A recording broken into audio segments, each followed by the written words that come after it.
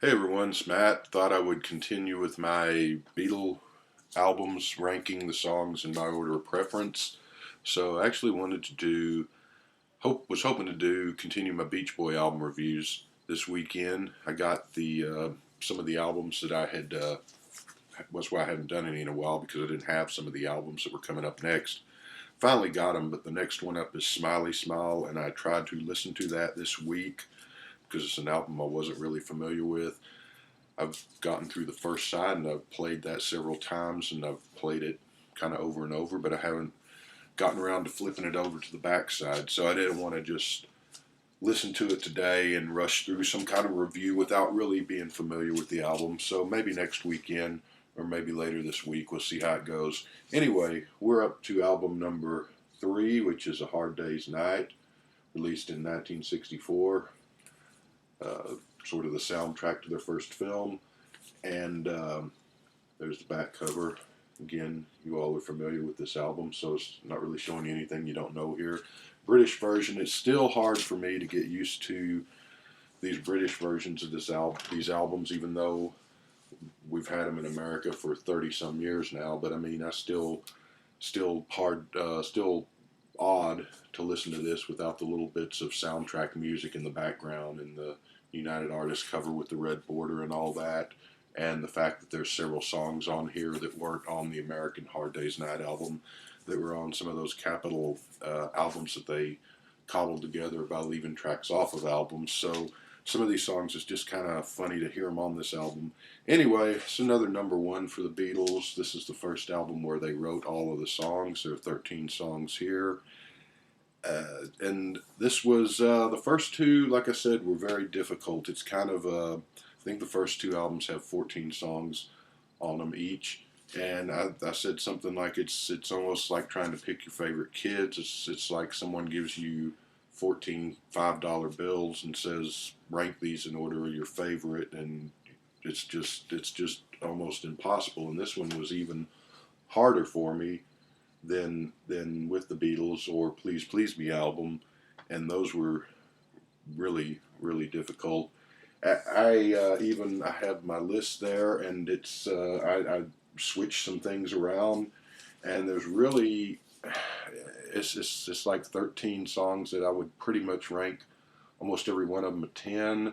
If I did this tomorrow or next week, the ranking, with the exception of maybe the top 3 or so, would probably be in a different order, and I could almost take the bottom 10, for lack of a better word, and switch them around in any real order, and it'd be about the same. But I suppose I have to.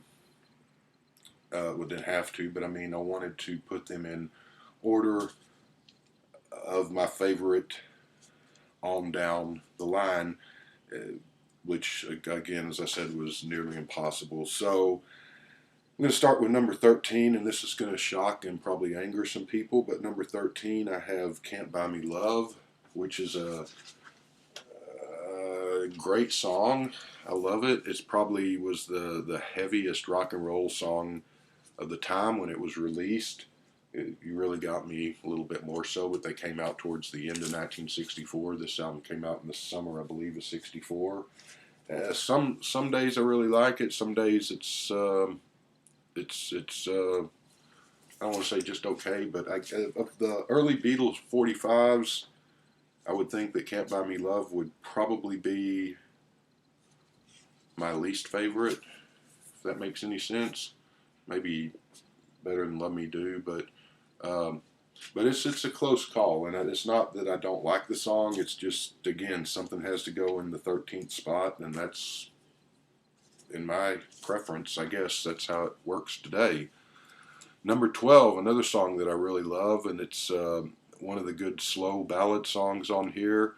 Got a great Spanish sounding guitar bit in it, And I Love Her. Something had to go to number 12. I don't know what else to say. Number 10, Things We Said Today, another just brilliant song that I'd rate a 10. And it just compounds the problem of trying to rank this album because everything's good, and so sometimes some good songs are better than other good songs, but here it's just everything's pretty brilliant and pretty equal, really. But so yeah, Things We Said Today comes in at number 10. Number 11, When I Get Home, which is no, I'm sorry, number 10 is When I Get Home. See, I changed them on the even as I was about to do this video. I made some last minute changes, so thus the confusion. But so yeah, number 11 was Things We Said Today. Number 10 is When I Get Home, which is a song that a lot of people probably put down towards the bottom. I just like it. Sounds kind of just raucous and upbeat and a little bit clunky, and John sounds like he's having a blast singing it. Love the line about love you till the cows come home, and a bunch of trivialities that always makes me smile. And it's just a sort of just banging away and having fun type song. I just always liked it. Number 9, another song that I'd rate a 10, I'm Happy Just to Dance With You, George song. Great vocal on there. I love the guitar. I think it's really good. Number 8, Anytime at All, which is another one that when I've seen people rank this album, they tends to be more towards the bottom. I always just like kind of the explosive energy of it. Great vocal. Number 7, I'll Cry Instead. I don't trying to think of something to say about these songs, but I mean we all know them, and there's just really just great songs. There's not a whole lot to say about them. Number 6, 7 was I'll Cry Instead. Number 6 is Tell Me Why.